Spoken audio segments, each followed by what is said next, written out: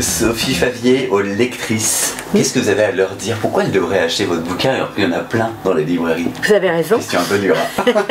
Alors pourquoi déjà pour une rencontre. Parce que vraiment je voudrais exprimer ma... D'abord j'ai beaucoup de compassion, beaucoup d'admiration pour les femmes. Parce qu'une femme, en fait, c'est plusieurs petits êtres vivants à l'intérieur. C'est une maman, une femme d'affaires, ou en tout cas une femme qui travaille, une femme aimante pour son mari.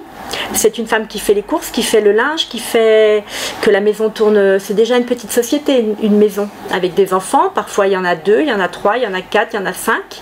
Et c'est une seule et même personne qui gère tout ça. Et je trouve que les femmes, c'est pas pour dire, hein, mais vous les messieurs, vous êtes un petit peu plus fragiles parfois. Et souvent, moi je dis toujours, quand on rencontre un homme puissant, il y a souvent une femme derrière. C'est pas la mère, c'est la femme. Et je trouve en ça que les femmes sont absolument formidables et qu'il faut leur rendre hommage. Dans le livre que j'ai lu, vous allez même plus loin que ça, parce que vous dites ça, et vous dites même que ce serait bien que les hommes, de temps en temps, prennent un peu leur part pour que la femme puisse se reposer un peu sur son épaule. Ça change dans les sociétés. Regardez, en Suède, il y a beaucoup d'hommes qui restent à la maison et tout ça. Ça change. Je trouve que dans les jeunes couples, aujourd'hui, il y a une équité, il y a le partage des tâches, on en parle en tout cas. Ce qui est bien, c'est d'établir un dialogue. Il faut être...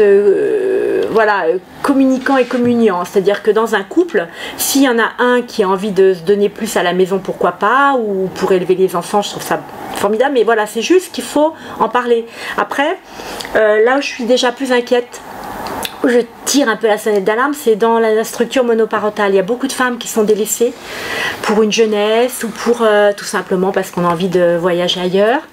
Et elles se retrouvent obligées d'avoir un job, de courir après, pour être à l'heure chez la nounou, emmener l'enfant à la maternelle, à ses cours de judo, que sais-je encore, de poterie, etc.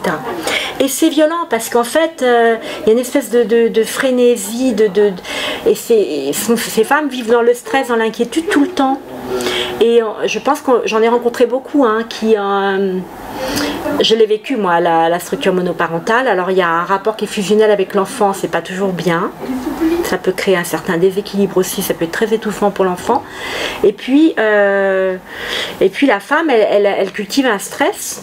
Et en fait, votre vie vous échappe. Le temps passe déjà tellement vite quand on est deux. Donc tout ça pour dire que quand on est deux, c'est formidable, c'est une force en plus. Voilà. Pareil, on sent au début de vos histoires, parce que vous avez pas mal raconté vos histoires de couple, et c'est très intéressant parce que j'ai beaucoup aimé l'évolution. Au départ, il y a beaucoup de fusion, et puis maintenant, vous avez tendance à dire que c'est bien. Moi, je vais voir mes copines, mon mec va voir ses copains. Je impose pas tout ça. Oui, parce que je suis d'origine espagnole et c'est vrai que moi j'étais quelqu'un d'assez passionné et je voulais tout contrôler. Et le contrôle, j'ai vu autour de moi, parce que je vis dans une grande ville à Paris. J'ai rencontré des femmes qui étaient très combattantes, très militantes, presque féministes. Et ça me fait un peu peur parce qu'on est dans les excès toujours. Et j'ai beaucoup vu de femmes qui étaient complètement ancrées dans une vie professionnelle et Wonder Woman, enfin voilà, très femme forte, etc. Et en réalité, tout s'écroule. Le week-end, elles se retrouvent seules ou alors il faut tout le temps qu'elles soient entourées de copains. Enfin, il y a une espèce de folie. De folie passagère, et moi ça m'a vraiment interpellée. Donc en fait je suis quelqu'un de... Comment vous expliquer? J'aime pas trop parler de moi, mais je suis quelqu'un d'extrêmement discret et je suis beaucoup en observation.